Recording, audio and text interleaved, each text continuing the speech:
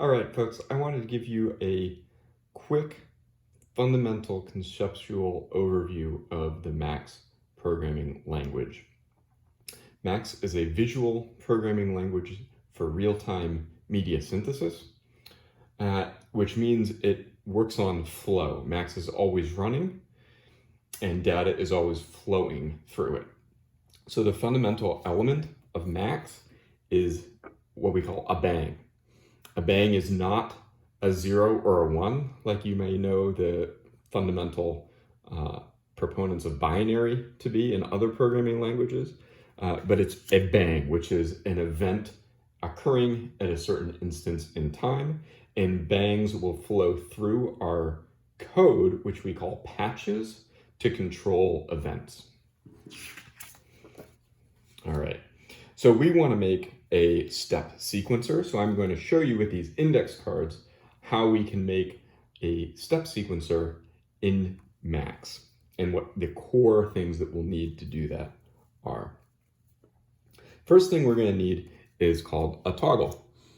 And a toggle, as you might guess, is like a button that can be on or off.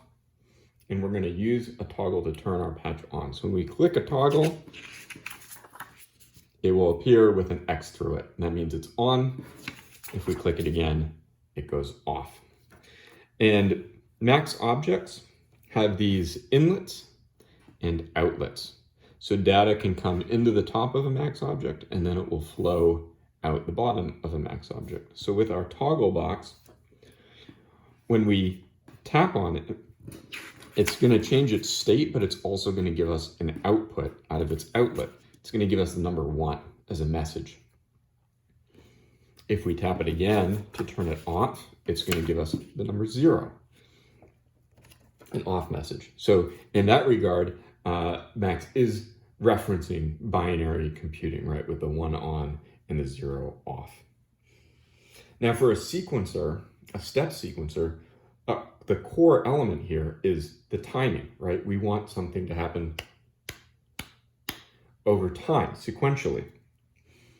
So to do that, we're going to use another Max object called a metro, which is an abbreviation or a shortening of the word metronome, right? Max was originally created by musicians and for musicians, so a lot of its functionality derives from traditional music. So if we were to connect these two objects in Max, we don't have to put them right close together like that, but we would connect that outlet of the toggle to the first inlet of the metro. And if we were to hover our mouse over these things, it would show us some tooltips and hints and stuff like that. But for now, we're just going to put these together like this. So the toggle's going into the metro. The metro has a 1000 after that. So that's a measurement in milliseconds. So it's 1000 milliseconds, or in normal speak, 1 second. So every second, this metro is going to give us some output when it's on. Right now, it's off. It's going to do nothing at all. If we turn it on, right, we tap our toggle, it outputs a 1 into the metro. The metro turns on when it receives a 1. Then the metro is going to give us every second a bang out of its outlet.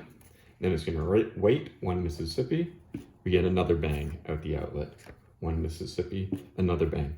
And that will continue for infinity until we turn this off, send the metro to 0, and now no more bangs because it's off. Okay, so out of the metro, we're getting this regular, steady stream of bangs. That's great, but we want to do different things on different beats, right? We don't want to just do like beep, beep, beep, beep, beep. We want to do beep, bop, boop, or something like that, right? We want to do a unique sequence of sounds that are different and in order. So it would be beep, bop, boop, beep, bop, boop, beep, bop, boop, etc., right? So we need to count. We need to count our metrics. We might do like 1, 2, 3, 1, 2, 3, 1, 2, 3, right? If we think about counting music, it's a similar kind of thing. So the object for that is a counter.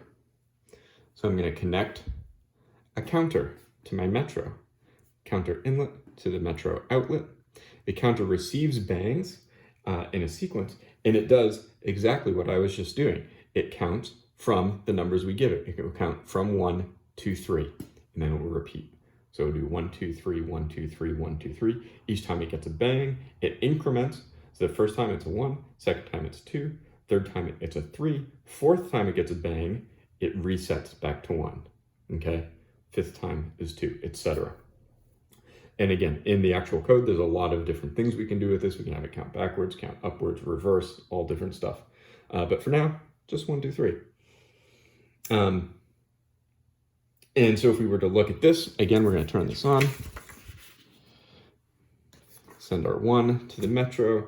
The metro gives us a bang, goes into the counter. Counter takes that, turns it into a 1.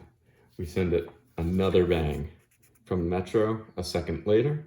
Counter takes it, turns it into a 2.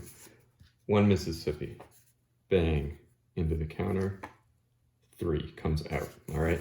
And then it repeats. Oops, bang, into the counter, back to 1, all right? So that's how the counter works. So we've got our 1, 2, 3, 1, 2, 3. Then we need what would be in traditional coding, something of a conditional statement, right? We need, okay, so when it's 1, we want to play beep. When it's 2, we want to play bop, etc. So it's like if this, then that. However, in Max, we can do conditional statements in that way, but we can also do some things that are more simplified for thinking about like structures in time, like counting, or selecting things from lists. So what we're going to do is we're going to add a select here to our counter, and we're going to give it things that we're looking for. So we're going to say select from what could be anything coming into the select inlet, specifically if we get a 1, a 2, or a 3. Those are the things we're looking for. We're selecting from a group of what could be anything. We're looking specifically for a 1, 2, or 3. Conveniently, right, we know the counter is going to give us a 1, 2, or 3. And what select is going to do then is it's going to map from this inlet to its 3 outlets. If we send it a 1, it's going to send a bang out its first outlet. If we send it a 2, it's going to send that bang out its second outlet. And if we send it a 3, it's going to come out the third outlet. So now we have discrete data paths for our 1, our 2, and our 3.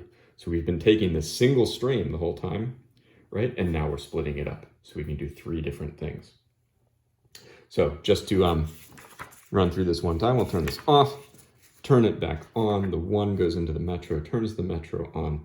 The metro gives us a bang that goes into the counter. The counter gives us a 1. The 1 goes into the select. And since it's a 1, it's going to come out here. 1 Mississippi later. Metro sends another bang to our counter. The counter turns that into a 2, goes into the select says 2, comes out the second outlet, okay? Then our final step is to connect our sounds. So we might have a beep, a bop, and a boop connected to our first, second, and third selects. So with the index cards, it no longer works, but we could do something like this, or even like this. The great thing about the visual programming language is that we can organize our code in 2-dimensional space, 3-dimensional even really, but for now, we'll just keep it flat. And we can have some virtual chords, right? So 1's going over here, 2's going down here, and 3's going over to this guy. So now let's look at this one more time. We turn it on. 1 goes into the metro starts. 1 Mississippi, we get a bang. It goes into the counter. We get a 1. The 1 goes to the select. The select says 1, comes out the first outlet. That sends a bang into our beep patch, and we get an audible beep. 1 Mississippi later, metro gives out a bang. Goes into the counter says that's 2. 2 goes into the select, goes at the middle one, it sends that down to our bop. We hear an audible bop. Then 1 Mississippi, bang, goes into the counter, counter turns it into a 3, goes into the select at the third outlet, we get our booth. The process, then our fourth one, bang, goes into counter, counter was at 3, it resets, goes back to 1, goes into the select, select says 1's over here, send that to the beep, and we hear the beep. So that's it. That's the fundamental basics of working through a max sequencer with these sort of index cards, proxies.